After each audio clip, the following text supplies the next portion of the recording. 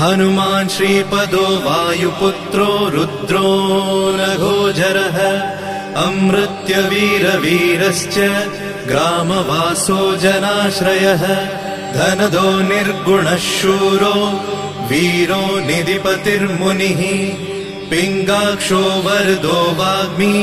सीता शोकविनाशकः शिवः शर्वः परो व्यक्तो व्यक्तो धराधरः